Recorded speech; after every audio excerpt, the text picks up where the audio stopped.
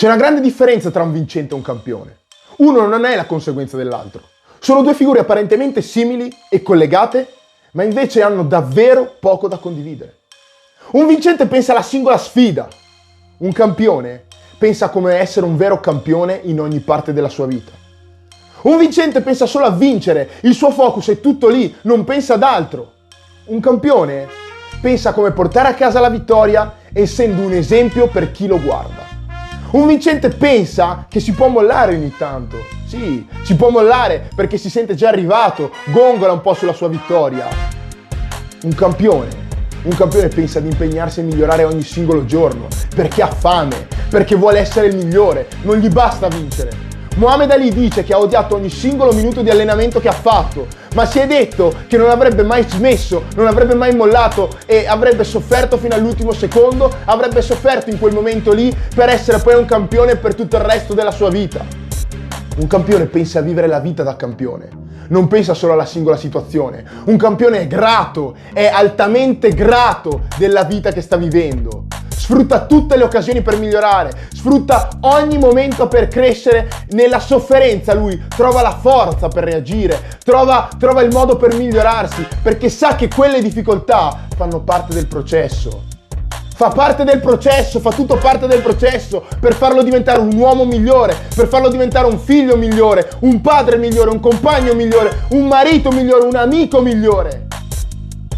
Una volta stavo parlando con una grandissima donna, un'imprenditrice di successo, che mi ha detto che lei si esaltava se aveva un problema. Lei si esaltava quando aveva un problema.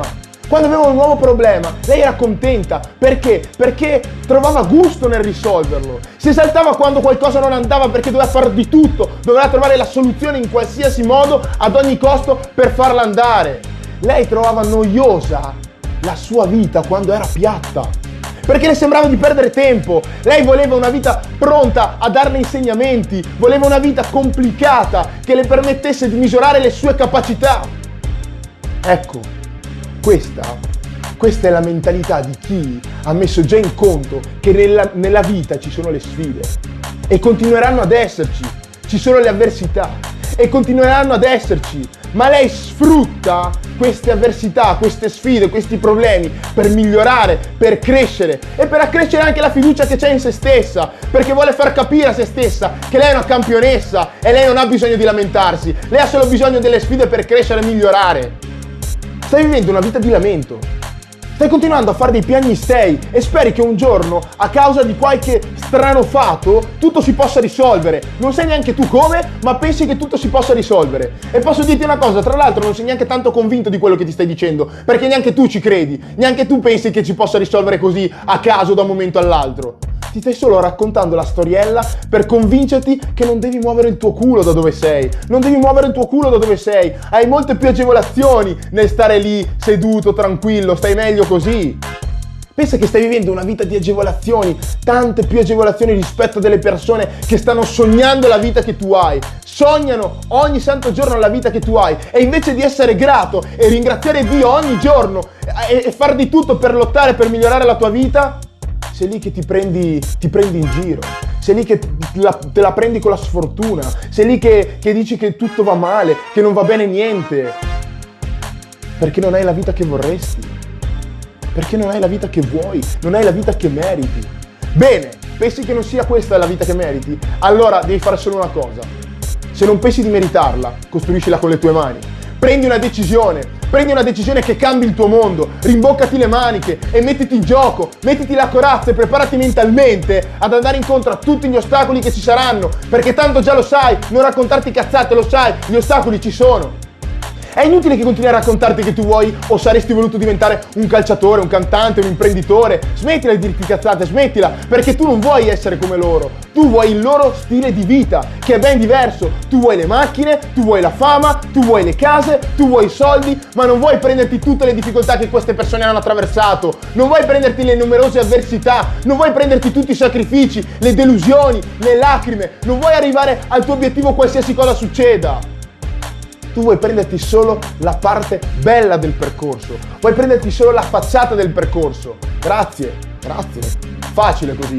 Ma ricordati che, come dice la grandissima imprenditrice italiana Stefania Logatto, They see the glory, but they don't know the story. Ovvero, loro vedono la gloria, ma non sanno la storia. I vincitori si lamentano, parlano e trovano scuse se magari non hanno vinto una partita. I campioni non sprecano energia a lamentarsi, perché devono avere il focus sull'obiettivo che si sono prefissati. Loro credono fermamente che l'energia che sprecano nel lamentarsi la possono utilizzare nel duro lavoro, che li porterà ad essere ricordati nella storia, per lasciare un nome che negli anni a venire salterà ancora da una bocca all'altra, senza essere mai dimenticati. LeBron è uno dei cestisti più conosciuti del pianeta e probabilmente anche uno dei più forti cestisti della storia del basket. Ha vinto titoli su titoli, ha stabilito record su record, ha avuto una copertina nel New York Times. Quando si muove lui, si muovono le folle. Potrebbe vivere tranquillamente la sua vita da vincente, fregarsene di tutto, ma quando ha dovuto prendere delle decisioni e schierarsi a livello sociale, non si è mai tirato indietro. Lo ha sempre fatto. L'ha fatto per dare l'esempio, l'ha fatto perché sa che impatta sulla vita di migliaia di persone e il suo compito è quello di essere in prima linea a combattere per i diritti contro le ingiustizie, perché è un campione nel campo e nella vita. Potrei fare migliaia e migliaia di altri nomi di persone che nello sport e nella vita hanno dimostrato e tuttora dimostrano di avere la stoffa del campione per attitudine, per mentalità, per focus, per altruismo, per fame. Per fame. Ora sta a te. Ora sta a te. Ora sta a te capire da che parte vuoi stare. Se vuoi essere un perdente, pensando sempre in negativo, avendo paura della tua ombra e trovando qualunque scusa che non ti faccia affrontare la vita come deve essere e ti faccia essere la vittima delle circostanze. O essere un vincente, con mentalità, con la voglia di dominare la vita, essere protagonista, non avere paura di nulla, ma sempre pronto a lamentarti appena qualcosa non va. Oppure essere un campione, cioè avere una missione ben precisa che non finisce con la semplice vittoria, ma che ti faccia vedere i valori della vita, che ti porti ad essere un esempio, un leader e che ti faccia impattare nella vita delle persone in maniera talmente positiva da creare il mito di una leggenda che non verrà mai dimenticato.